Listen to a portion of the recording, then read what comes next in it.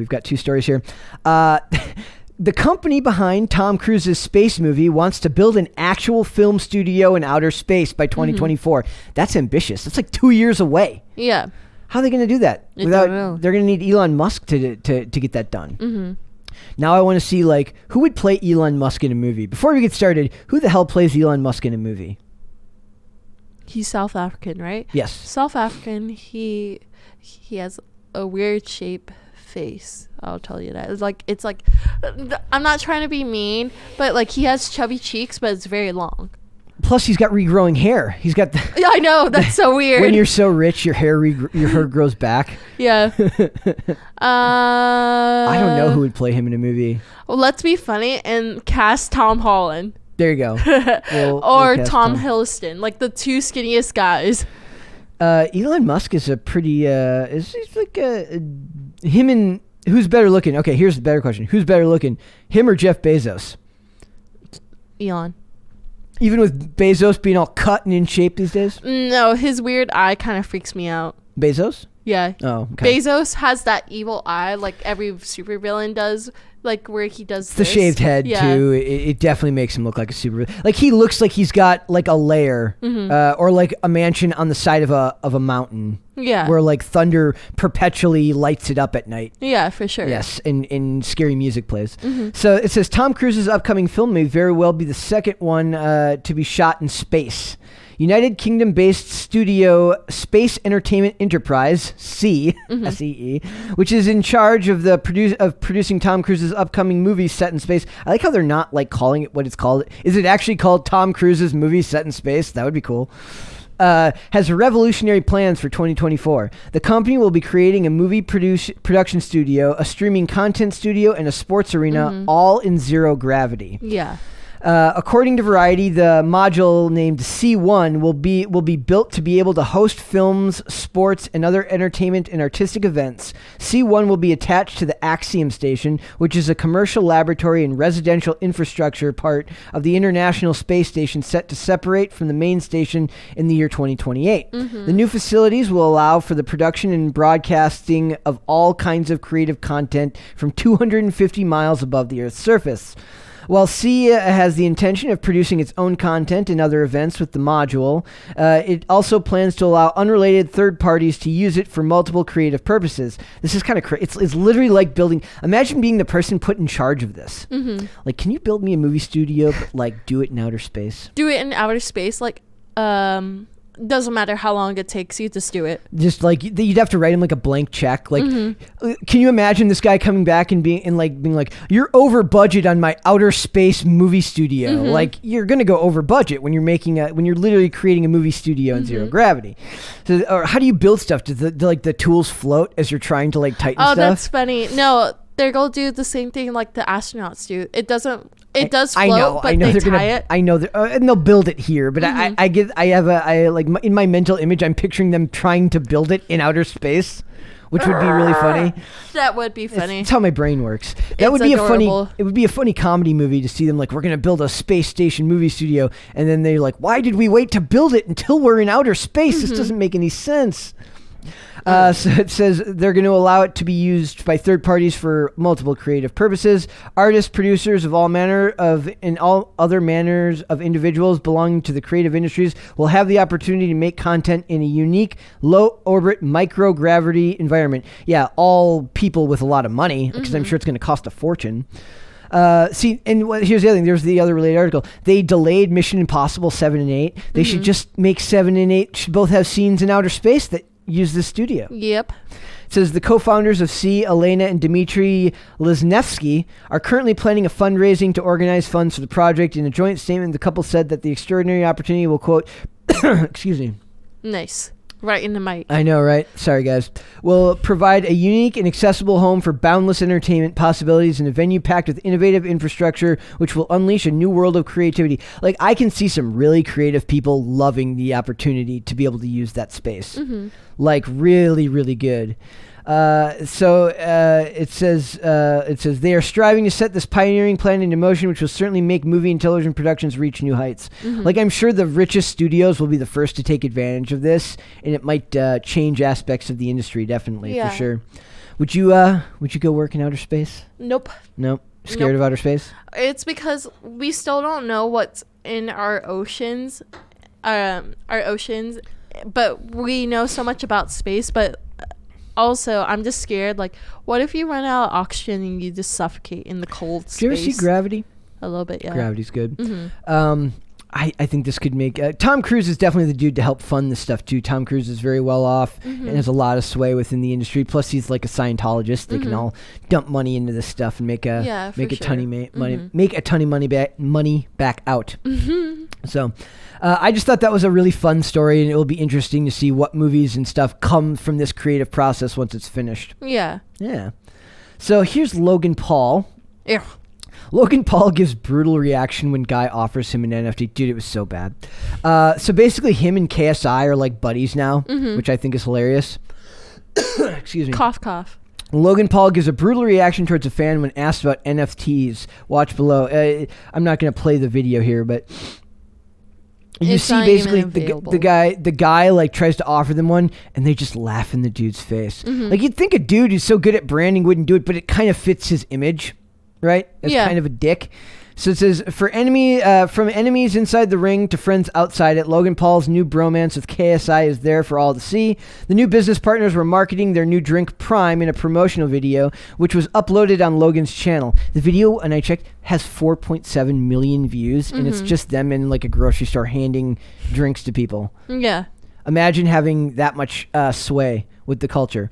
And then all the comments are like people who are like, oh my god, LP and KSI is my new favorite bromance. It's my new favorite relationship. It's amazing. That's weird, bro. It is. Well, it's weird. It goes back to celebrity worship, what we were talking about. People love to they're like, this is the friendship I didn't know I needed. I'm like, we could do better having friendships in the real world. Yeah. Rather than, it kind of goes into, like, weird shipper culture. Like, Yeah. I ship Logan Paul and KSI. Ew. That's what somebody's probably saying right now. Well, yeah, I used to be that cringy. No, well, there you go. You were young. See, you would also go and live at the Playboy Mansion now, too. And What do you mean? I did not agree to it. You said you would. No, I just put the benefactors. The benefits. Benefactor is not that. Benefactor is somebody... Never mind. I know, I'm just making up words. But you said the pros outweigh the cons. Yeah. However, a fan walked up to Logan Paul in the drinks counter and asked about a possible NFT. They inquired, let me put you onto an NFT real quick, to which Paul brutally responded, no, leave. As KSI burst out laughing, Logan adds, get out of here. Like, you didn't need to do that, dude. Just tell the dude, no, thanks, I'm not interested. No, thank you. Like, but how much of that do you think is an act? Do you think he's actually like that? I think most of it is an act. You think he's actually not like that? No, I think he is. I feel like he's very entitled. Okay. JJ's infectious laugh then hits Paul, and the pair suffer a laughing attack. Hey, we just humiliated this guy. Let's laugh about it. I don't know how I feel about that. Yeah. Like, but then again, maybe he sees it as like people, like literally it's part of his bottom line for people to pay for pay-per-view to watch him, potentially get knocked out. So he has to do stuff like this to like keep people wanting to pay for the pay-per-views to watch him potentially lose at boxing. Yeah. I don't know. It's I just thought it was kind of a dick thing to do, but thought it was hilarious because it goes hand in hand with his brand and the fact that these dudes both fight and are now business partners. It's like you can't tell where the real world ends and business begins anymore. Yeah. I don't know. It says, while pissing himself laughing, Logan admits he might have been a bit harsh. Poor kid. Poor kid, he says. Both Logan and KSI have been teasing fans with what many thought was a round 3 boxing bout between the two. The first fight, which ended with a draw, and their last fight, in which saw Paul defeated, so he lost. Logan explained that how 2022 was the year of love. That's weird, considering what you just did to the dude. Yeah.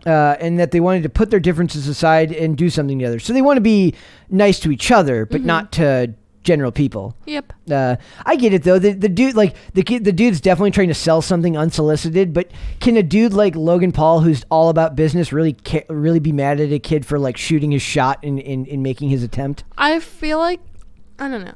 I feel like if somebody did that to us, I feel like I would be more flattered by it. Oh yeah. I'd be more flattered, and instead of like being cocky and laughing at their face.